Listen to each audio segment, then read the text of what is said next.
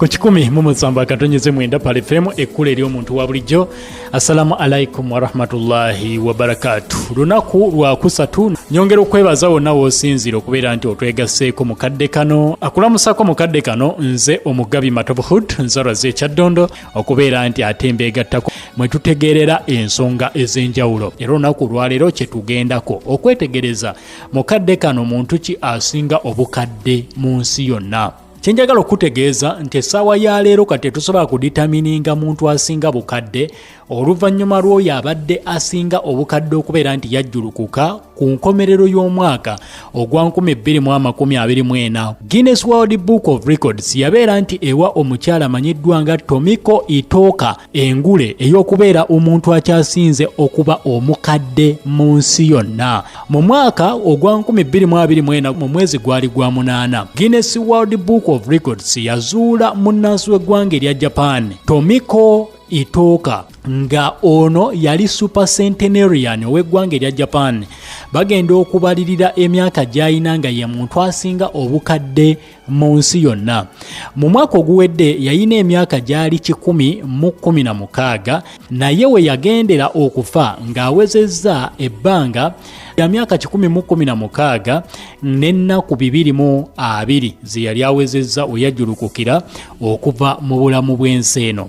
Omukyalo ono yazaalibwa amannya agamuweebwa Ganne Yono. Omanyi bano batuuma amannya matonotono kati bamuyitanga Ne Yono. Yazaalibwa nga 22 omwezi ogwokutaano omwaka ogwa 1908 mu kitundu ekimanyiddwa nga Osaka oba mu Osaka Empire of Japan. Mu kiseera ekyo Japan yali empire namba kuba yafugirangako n'amawanga ag'enjawulo agagyetoolodde, yagezaako n'okufuga eggwanga erya China. Kakati ono yali mwana wa kusatu mu baana bonna abaazaalibwa era nga famire yaabwe baakolanga mulimu gwa kutunga ngoye. Baafulumyanga ngoye ez'enjawulo, emisono egy'enjawulo. Kati bano baakolanga nnyo mu clothing store gye baaterekanga engoye ez'enjawulo. Omukyalo ono famire ye abasinga babeera nti bajjulukuka naye ye Katonda yamuwa ekirabo ky'obuwangaazi. Ku myaka 16 yafumbirwa omwami gwe bayita Itoka, Kenji Itoka gwe yafumbirwa, naye yayina textile company nga bakola ngoye mu biseera ebya Ssematalo owookubiri.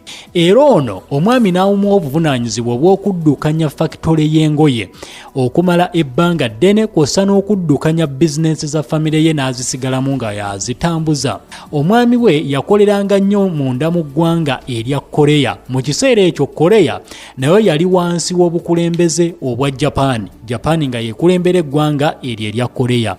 Omukyalo ono baawe yamufaako mu mwaka ogwa 1979 nga bakazaala abaana baali bana bokka. Oluvannyuma lwa bbaawe okufa, omukyala yava mu bitundu gye baali babeera ebya Osaka n'agenda awangaalira mu kitundu ekimanyiddwa nga Ashiya Hyogo mu ggwanga erya Japan. Eyo gye yabeera okumala ebbanga lye lyonna. Bw'aweza emyaka 7 omukyalo ono yayagala agendeko mu training. Ono yagezaako okulinnya ensozi nnyingi era ebyafaayo yabikola. Yalinnya olusozi olumanyiddwa nga Mount Nijo mu ggwanga erya Japan, kw'ossa n'olusozi olumanyiddwa nga Mount Ontake emirundi 2 era ebyafaayo n'abikola. Bw'aweza emyaka 10 omukyalo ono yaddamu n'akola ebyafaayo ng'alaga ensi yonna nga bw'ali omukyalo omugumu mu magumba ge. Yayina emyaka 10 mu mwaka ogwa 2008. Mu mwaka gwa 2008 yalinnya amadaala g'essinzizo erimanyiddwa nga Oshiya Shrine nga tewali muntu yenna amukwatiridde wa myaka 10 n'alinnya amadaala gonna n'amalako paka waggulu nga teri muntu yenna amukutteko, ng'agalinnya na bigere bye ye kennyini n'abagamba wadde ndi mukadde nnyo naye ndi mugumu nnyo era nkyali muwangaazi okumala ebbanga. Balowooza byakusaaga. Ono mu nsi yonna yabadde asinga okubeera omuwangaazi. Mu mwaka ogwa 2024 Guinness World Book of Records nkugambye mu September yagenda maaso n'okubeera nti mutuukirira n'emukolako interview era ne bamuwa n'engule ennene ey'okubeera omuntu asinga obukulu mu nsi yonna.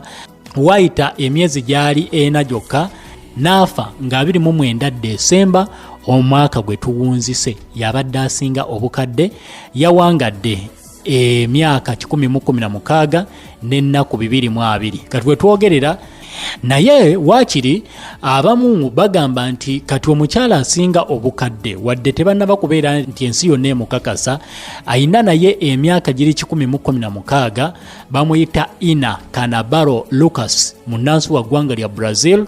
Bagamba ye muntu asinga obukadde mu nsi yonna era nga naye yazaalibwa mu mwaka gwa 1908. Naye oyo tebannaba kubeera nti Guinness World Book of Records emuwandiikako oba emuwa engule ey'okubeera omukadde. Engule yakoma kugiwa omukyalo ono amanyiddwa nga Tomiko Itoka munnansi w'eggwanga erya Japan.